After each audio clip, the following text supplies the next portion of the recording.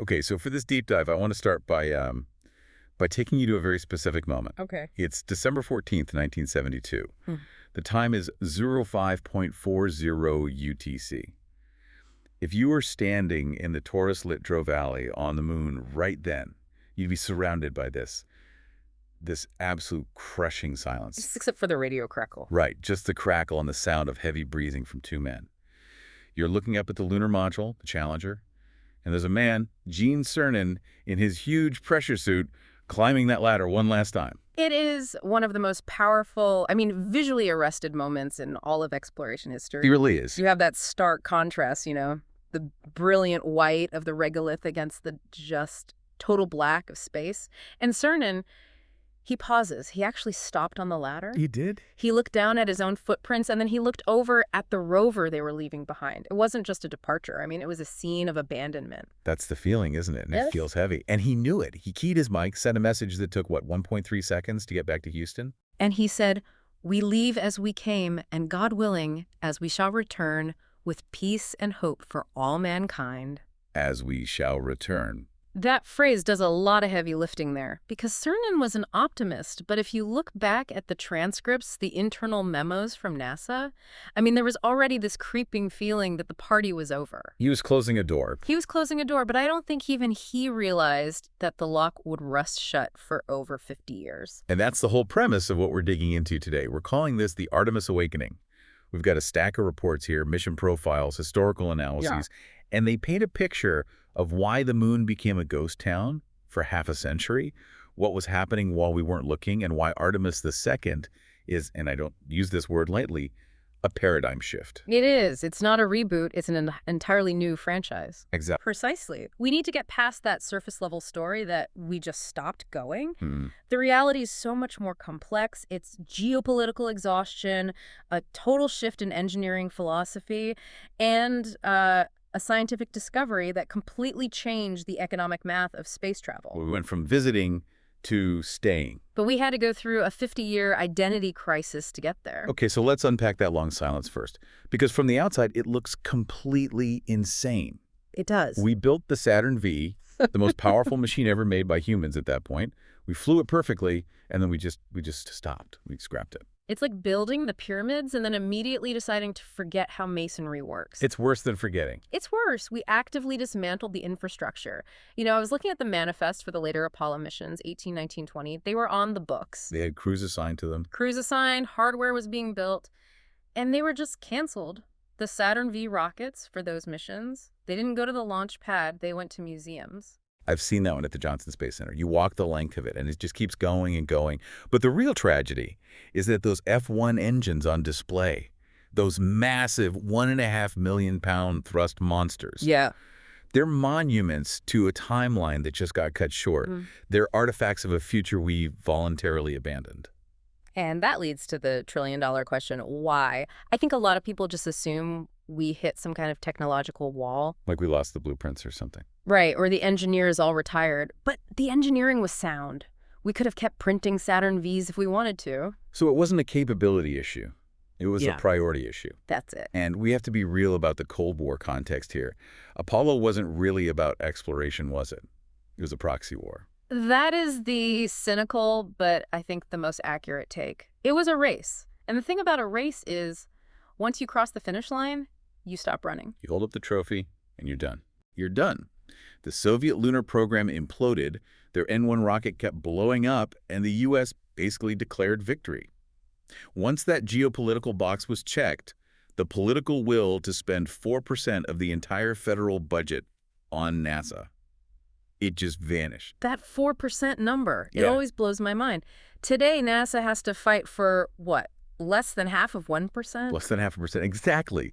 So when the budget collapsed, the mission had to change. We couldn't afford deep space anymore. We retreated. We pulled back to low Earth orbit. And you've called the utility era. Correct. And look, we shouldn't dismiss the utility era, the space shuttle, the ISS. These were marvels of orbital engineering. Oh, absolutely. We learned how to build in space, how the human body degrades in microgravity over long durations. But philosophically, we stopped being explorers and we started being, truckers and lab technicians in the upper atmosphere. It's the difference between a road trip across the continent and a daily commute. We got really, really good at the commute. We mastered Earth's front porch. We did. But in doing that, the moon became this static thing in our minds. It was been there, done that.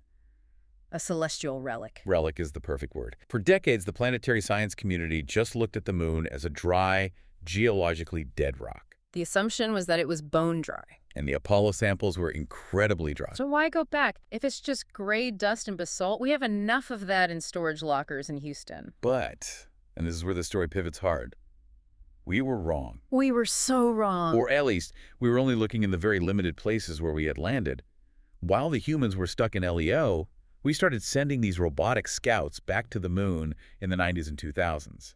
And they weren't looking at the equator. No, they went to the extremes. To the poles, you had the Clementine mission in '94 and then Lunar Prospector in the late 90s, and they started getting these weird hydrogen signatures from the neutron spectrometers. I remember reading about Lunar Prospector. It was suggesting there was hydrogen, which usually implies water buried at the poles, but it wasn't really confirmed until we did something incredibly violent and awesome in 2009. The El-Sraz mission. Oh, El-Sraz was brilliant. Lunar crater observation and sensing satellite. NASA essentially threw a spent Centaur rocket stage at the moon. And 5,600 miles per hour. Yes. They kinetic bombed the moon for science. I love that. They slammed it right into the crater Cobus near the South Pole, and then they flew a probe through the debris plume to taste what came up. And the data was just undeniable. It wasn't just dust. It was water ice. Tons of it. And this changes the math completely because, as any space nerd knows, water in space isn't just for drinking. No, water is the absolute gold standard of space resources. It's H2O. If you have a solar panel and an electrolysis kit, you split that molecule. You get oxygen for your crew to breathe. And you get hydrogen. And liquid hydrogen plus liquid oxygen is the holy grail of chemical rocketry. It is the most efficient fuel we have. Exactly. So suddenly, the moon isn't a dead rock, it's a gas station. It's a refueling depot. And that brings up the whole concept of ISRU in situ resource utilization. That's the buzzer beater that changes the game. If you can make fuel on the moon, you don't have to drag all of it up from Earth's deep gravity well. It breaks the tyranny of the rocket equation. Instead of carrying the fuel to get home or the fuel to get to Mars, you could launch empty and just fill up at the lunar South Pole. And that transforms the moon from just a destination into a shipyard. It becomes the proving ground and the launch pad for Mars. That one discovery of water in the permanent shadows of the poles is the only reason we are talking about Artemis today. If the moon was dry, Artemis probably wouldn't exist. It wouldn't. So that long silence wasn't just wasted time, it was a gestation period. We needed sensor technology to improve enough to find the water, to give us a reason to go back that was sustainable, not just political. That's a very charitable way to look at it, but it's accurate. The moon was waiting with the keys to the solar system hidden in the dark, and we finally found them. Which brings us to the hardware that's finally going to capitalize on this. Artemis II. This is what gets me so excited. We're done with the PowerPoints. Oh, right. The hardware is real. The Space Launch System, the SLS, is sitting there. It's real. But I think people confuse Artemis with Apollo because the rockets look kind of similar. Big orange tank, boosters on the side. But the mission for Artemis II is very different from a lunar landing. Right. Artemis II is the bridge mission. It's a crewed flight test. They are not landing. They are doing a lunar flyby. It's actually very similar to the Apollo 8 trajectory. A free return trajectory. Basically, they slingshot around the moon and gravity just throws them back to Earth. If the engine dies, physics brings them home. But the crew Yeah. and the technology inside that capsule, that's where you see the 50-year gap. It's a completely different era. The crew is Reed Wiseman, Victor Glover, Christina Koch, and Jeremy Hansen. You have the first woman, the first person of color, and the first Canadian going to deep space. It breaks that monolithic test pilot from the 60s mold. And the capsule itself, the Orion, is a beast compared to the Apollo command module. It's larger, it's semi-autonomous, but it's also dealing with higher stakes in some ways. Yeah. I mean, the re-entry speed coming back from the moon is just brutal. It's Mach 32. That's 25,000 miles per hour. When you hit the atmosphere at that speed, the heat shield has to handle 5,000 degrees Fahrenheit. Wow. It's not like coming back from the ISS where you're only doing 17,500. The energy you have to dissipate is exponential. Artemis tested the heat shield empty, but Artemis II puts 4 lives behind it. And unlike Apollo, which was all manual switches and slide rules, Orion is a glass cockpit. But let's talk about the rocket itself. The SLS. I know it gets a lot of flack for being over budget and behind schedule. Oh, it does. It's a cost-plus contract dinosaur in the age of SpaceX. You cannot deny the raw power. You can't. It is an absolute monster. 8.8 million pounds of thrust at liftoff. That is roughly 15% more power than the Saturn V. When that thing lights up, it isn't just a launch, it's an earthquake. It is the loudest sound humanity can produce, short of a nuclear detonation. And that roar is breaking the 50-year silence. But the goal here, and the sources are all very clear on this, is that we aren't going back just to plant a flag and leave. The phrase they keep using is sustained presence. Sustained presence. That's the paradigm shift. Apollo was flags and footprints. You go, you grab some rocks, you leave. Artemis is about building a house. Right. It's about the gateway station in lunar orbit. It's about the human landing system, which, is actually SpaceX's Starship for Artemis III, docking and taking people down to the surface to stay for weeks and eventually months. Which connects right back to that shipyard concept. We aren't just going to the moon to look at the moon. We're going there to learn how to live on Mars. Exactly. The moon is the sandbox. It's 3 days away. If something breaks, you can theoretically come home. Mars is 6 to 9 months away. No coming home if a CO2 scrubber fails. You can't. So we use the moon to perfect the life support, the radiation shielding, the ISRU fuel generation. The source material we have uses this metaphor of growing up. It says Artemis represents humanity finally deciding to leave the cradle for real. Not just peeking over the edge, but actually packing a bag. It resonates with Tsiolkovsky's old quote, "Earth is the cradle of humanity, but one cannot live in a cradle forever." We've spent 50 years hovering just above the cradle in low Earth orbit. Artemis is the first real step out the front door. It's a maturation of our species.